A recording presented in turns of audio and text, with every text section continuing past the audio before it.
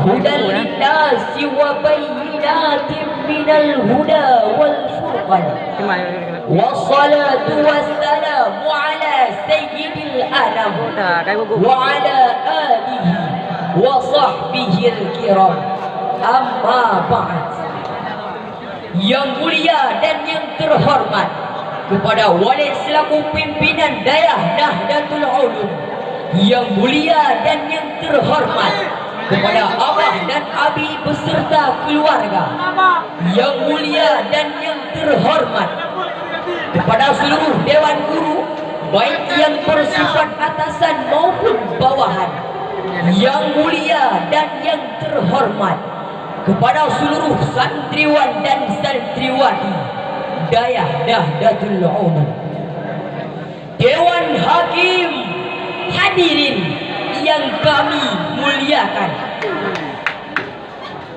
Multatuli mengibaratkan bumi Indonesia laksana jauh yang berada di pendaratan Khatulistiwa. Quraisy Shihab mengibaratkan bumi Indonesia laksana sekeping tanah surga yang dihamparkan di persada Nusantara. Dua ungkapan tersebut, hadirin, menggambarkan betapa indah dan hebatnya sumber daya alam yang kita miliki. Kita negara kaya, sumber daya kita potensial, tanah kita pun subur. Namun kenyataannya, hadirin, masih banyak rakyat yang berada di bawah garis kemiskinan. Bayi-bayi kekurangan gigi, pelajar putus sekolah, bahkan rakyat mati menderita kelaparan. Mengapa hal ini terjadi? Ini disebabkan karena sumber daya alam yang kita miliki belum bisa dimanfaatkan oleh bangsa kita sendiri, melainkan dieksploitasi, digigit habis oleh bangsa lain sebagai aksi penjajahan gaya baru. Bahkan akhir-akhir ini, akibat kejongkakan tangan-tangan manusia itu sendiri yang dibungkus sains dan teknologi, telah mengikis habis keramahan alam, sehingga yang nampak adalah krisis lingkungan, polusi, malapetaka atomik, menipisnya lapisan ozon di atmosfer, bahkan ancaman terjadinya hujan api di beberapa belahan dunia. Sebab if the habitat was correctly gave connection, but if not it will make this story. Jika alam lingkungan dipelihara akan berdaya guna, dan tetapi bila dibiarkan akan menimbulkan bencana. Demikianlah ungkapan Edward Bucket dalam History of Civilization in England.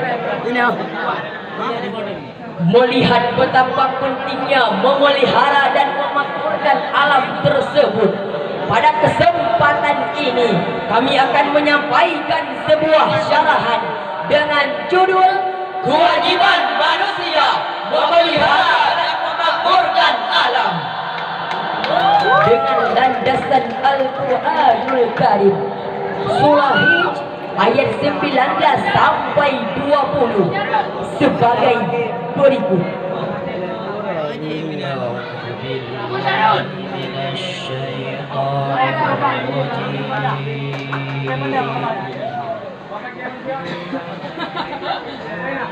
Bismillahirrahmanirrahim.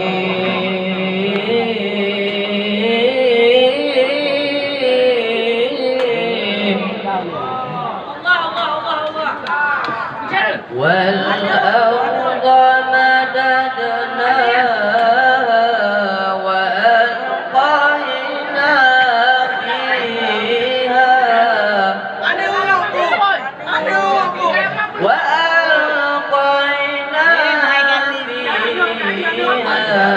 رواسي وأنبتنا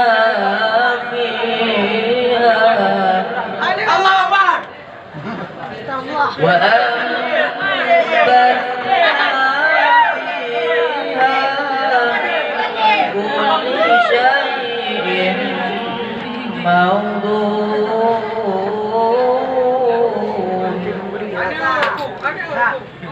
وجعلنا لكم فيها معايش ومن لستم له برازقين.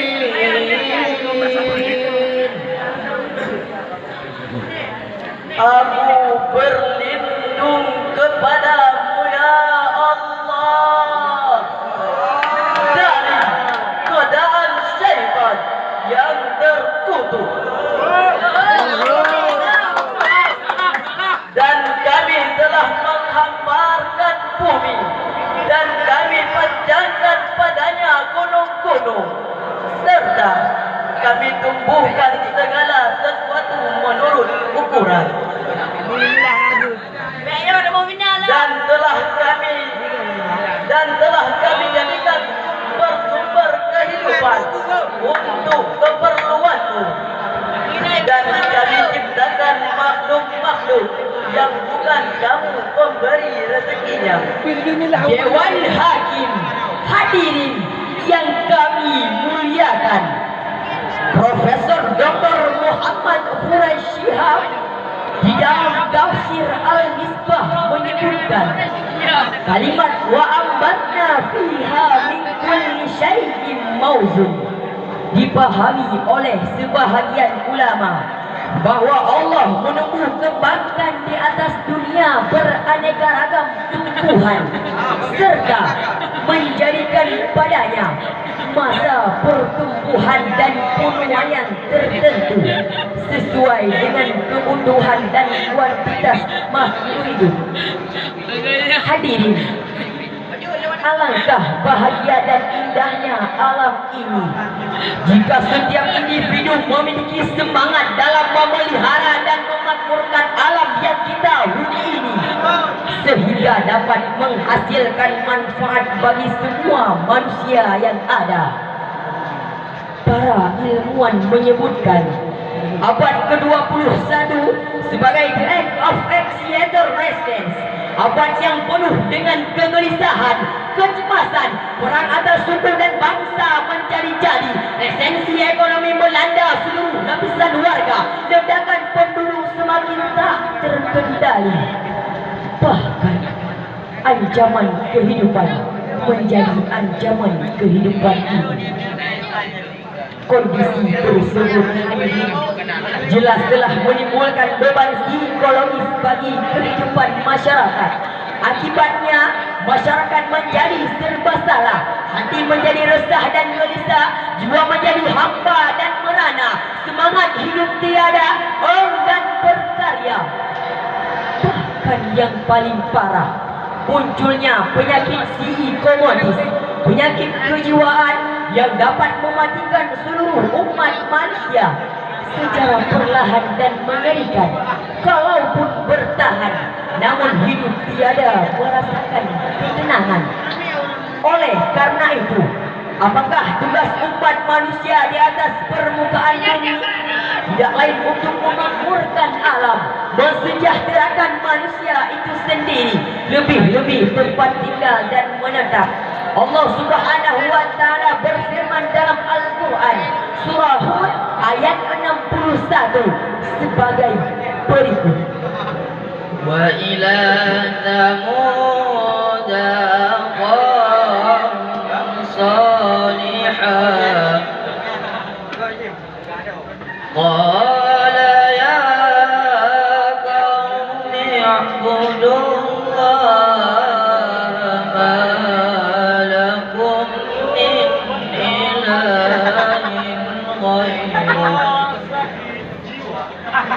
هو أنشأكم من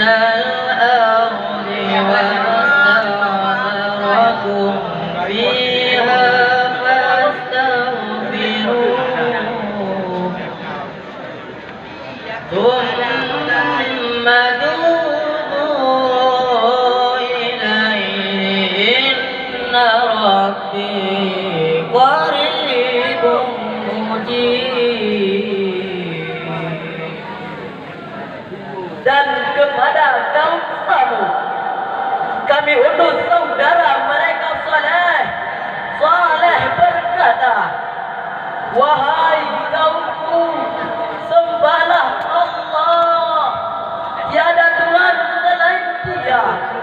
Dia yang telah menciptakan kamu dari tanah dan menjadikan kamu sebagai pemakmurnya. Oleh karenanya, mohonlah ampun kepadanya dan bertaubatlah kamu kepadanya.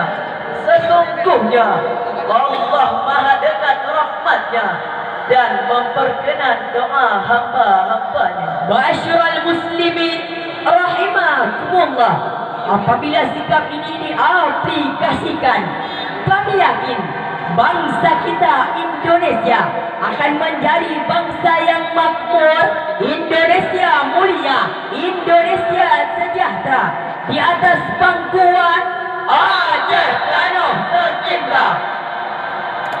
Hadirin, lalu apakah tugas kita sebagai warga negara dalam memelihara dan memakmurkan alam tersebut?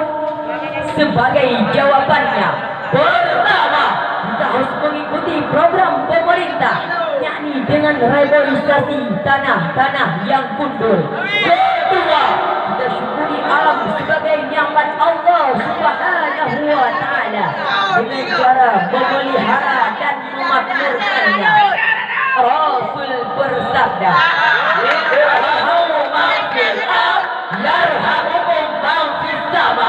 sayangilah oleh kamu sesuatu yang ada di bumi, maka Allah akan menyayangimu. Hadirin, perlu diketahui bahwa orang pintar yang salah tidak boleh, tidak mungkin memakmurkan alam. Orang hebat namun bergelima maksiat mustahil peduli mengelola alam raya, sehingga yang tampak adalah watak-watak perusak, pohon-pohon ditebangi, gunung-gunung dimunduri, bahkan satwa-satwa diburu. Padahal akibatnya manusia sendiri yang menanggungnya. Mengapa demikian? EBKF melantunkan, barangkali di sana ada jawabnya. Mengapa di tanahku terjadi bencana? Tuhan mulai bosan dengan tingkah laku kita yang selalu salah dan bangga dengan dosa-dosa, atau alam mulai enggan bersahabat dengan kita. Mari kita tanya pada diri kita. Dari sekian syarahan yang telah kami sampaikan, dua hal sebagai kesimpulan. Yang pertama, kewajiban manusia memelihara dan memakmurkan alam yang harus kita terapkan. Yang kedua, alam akan berdaya guna jika dimanfaatkan, akan tetapi akan menimbulkan bencana jika dirusak. Oleh karena itu, marilah kita jaga, kita pelihara dan kita kelola alam ini agar manfaatnya dapat kita rasakan sekarang, nanti, dan masa yang akan datang. Hanya sekian yang dapat kami sampaikan, dan akhirnya Sadaqallahul Azim. Maha benar Allah atas segala firman